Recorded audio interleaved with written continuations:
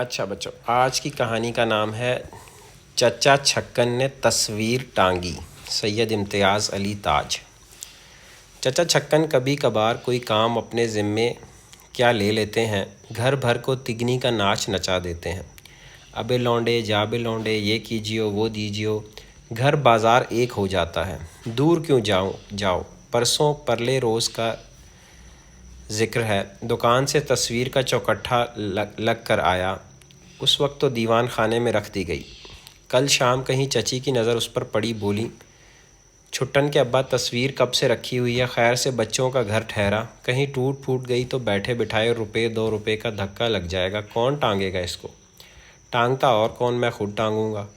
کون سی ایسی جوئے شیر لانی ہے، رہنے دو، میں ابھی سب کچھ خود ہی کیے لیتا ہوں۔ کہنے کے ساتھ ہی شیروانی اتار چچا ٹانگنے کے درپے ہو گئے۔ امامی سے کہا بیوی سے 2 آنے لے کر میخیں لیا، یعنی کہ کیل لیا۔ ادھر وہ دروازے سے نکلا، ادھر مودے سے کہا مودے امامی کے پیچھے جا، کہیو 3 انچ کی ہوں میخیں، بھاگ کر جا لیجیے اسے رستے میں ہی، لیجیے تصویر ٹانگنے کی داغ بیل پڑ گئی۔ اور اب آئی گھر بھر کی شامت، ننھے کو پکارا، او ننھے جانا ذرا میرا ہتھوڑا لے آنا، بنو جاؤ اپنے بستے میں سے چفتی لکڑی کی تختی نکال لاؤ، اور سیڑھی کی ضرورت بھی تو ہوگی ہم کو، ارے بھائی للو ذرا تم جا کر کسی سے کہہ دیتے سیڑھی یہاں آ کر لگا دے، اور دیکھنا وہ لکڑی کے تختے والی کرسی بھی لیتے آتے تو خوب ہوتا۔ چھٹن بیٹے چائے پی لی تم نے، ذرا جانا تو اپنے ان ہمسائے میر باقر علی کے گھر، کہنا ابا نے سلام کہا ہے اور پوچھا ہے آپ کی ٹانگ اب کیسی ہے، اور کہیو وہ جو ہے نا آپ کے پاس، کیا نام ہے اس کا، ایلو بھول گیا، پلول تھا کہ ٹلول، اللہ جانے کیا تھا، خیر وہ کچھ ہی تھا، تو یوں کہہ دیجیے کہ وہ جو آپ کے پاس آلہ ہے نا جس سے سیدھ معلوم ہوتی ہے، وہ ذرا دے دیجیے، تصویر ٹانگنی ہے۔ جائیو میرے بیٹے، پر دیکھنا سلام ضرور کہنا، اور ٹانگ کا پوچھنا نہ بھول جانا۔ اچھا یہ تم کہاں چل دیے للو؟ کہا جو ہے ذرا یہیں ٹھہرے رہو، سیڑھی پر روشنی کون دکھائے گا ہم کو؟ آ گیا امامی، لے آیا میخیں، مودا مل گیا تھا، 3 انچ کی ہے نا، بس بہت ٹھیک ہے، ایلو ستلی منگوانے کا تو خیال ہی نہیں رہا، ستلی ہوتا دھاگا۔ اب کیا کروں، جانا میرے بھائی جلدی سے، ہوا کی طرح جا، اور دیکھیو بس 1.25 گز ہو ستلی، نہ بہت موٹی ہو نہ پتلی، کہہ دینا تصویر ٹانگنے کو چاہیے، لے آیا۔ او ودو کہاں گیا؟ ودو میاں اس وقت سب کو اپنے اپنے کام کی سوجی ہے، یوں نہیں کہ آ کر ذرا ہاتھ بٹائیں، یہاں آؤ تم کرسی پر چڑھ کر مجھے تصویر پکڑانا۔ لیجئے صاحب، خدا کر کے تصویر ٹانگنے کا وقت آیا، مگر ہونی شدنی، چچا اسے اٹھا کر ذرا وزن کر رہے تھے کہ ہاتھ سے چھوٹ گئی، گر کر شیشہ چور چور ہو گیا۔ ہائے کہہ کر سب ایک دوسرے کا منہ تکنے لگے۔ چچا نے کچھ خفیف ہو کر کرچوں کا معائنہ شروع کر دیا، وقت کی بات انگلی میں شیشہ چبھ گیا، خون کی تللی بندھ گئی، تصویر کو بھول اپنا رومال تلاش کرنے لگے۔ رومال کہاں سے ملے؟ رومال تھا شیروانی کی جیب میں، شیروانی اتار کر نہ جانے کہاں رکھی تھی۔ اب جناب گھر بھر نے تصویر ٹانگنے کا سامان تو طاق پر رکھا، اور شیروانی کی ڈھونڈیا پڑ گئی۔ چچا میاں کمرے میں ناچتے پھر رہے ہیں، کبھی اس سے ٹکر کھاتے ہیں کبھی اس سے، سارے گھر میں کسی کو اتنی توفیق نہیں کہ میری شیروانی ڈھونڈ نکالے۔ عمر بھر ایسے نکموں سے پالا نہ پڑا تھا، اور کیا جھوٹ کہتا ہوں، کچھ 6 آدمی ہیں اور ایک شیروانی نہیں ڈھونڈ سکتے، جو ابھی 5 منٹ بھی تو نہیں ہوئے میں نے اتار کر رکھی ہے بھائی۔ اتنے میں آپ کسی جگہ سے بیٹھے اٹھتے ہیں اور دیکھتے ہیں کہ شیروانی پر ہی بیٹھے ہوئے تھے۔ اب پکار کر کہہ رہے ہیں، ارے بھائی رہنے دینا، مل گئی شیروانی، ڈھونڈ لی ہم نے، تم کو تو آنکھوں کے سامنے بیل بھی کھڑا ہو نظر نہیں آتا۔ آدھے گھنٹے تک انگلی بندھاتی رہی، نیا شیشہ منگوا کر چوکٹھے میں جڑا، اور تمام قصے طے کرنے پر 2 گھنٹے بعد پھر تصویر ٹانگنے کا مرلہ درپیش ہوا۔ اوزار آئے، سیڑھی آئی، چوکی آئی، شمع لائی گئی۔ چچا جان سیڑھی پر چڑھ رہے ہیں، اور گھر بھر جس میں ماما اور کہاری بھی شامل ہے، نیم دائرے کی صورت میں امداد دینے کو کیل کانٹے سے لیس کھڑا ہے۔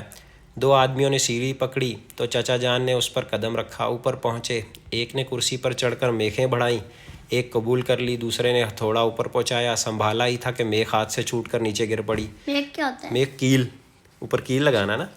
کھسیانی آواز میں بولے، اے لو اب کمبخت میخ چھوٹ کر گر پڑی، دیکھنا کہاں گئی۔ اب جناب سب کے سب گھٹنوں کے بل ٹٹول کر میخ تلاش کر رہے ہیں، اور چچا میاں سیڑھی پر کھڑے ہو کر مسلسل بڑبڑا رہے ہیں، ملی ارے کم بختوں ڈھونڈی، اب تک تو میں 100 مرتبہ تلاش کر لیتا، اب میں رات بھر سیڑھی پر کھڑا کھڑا سوکھا کروں گا، نہیں ملتی تو دوسری ہی دے دو اندھو۔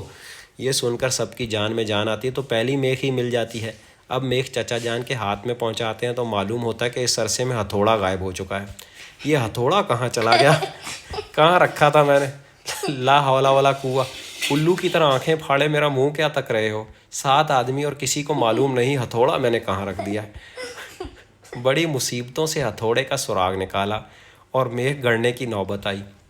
اب آپ یہ بھول بیٹھے کہ ناپنے کے بعد میخ گاڑنے کو دیوار پر نشان کس جگہ کیا تھا۔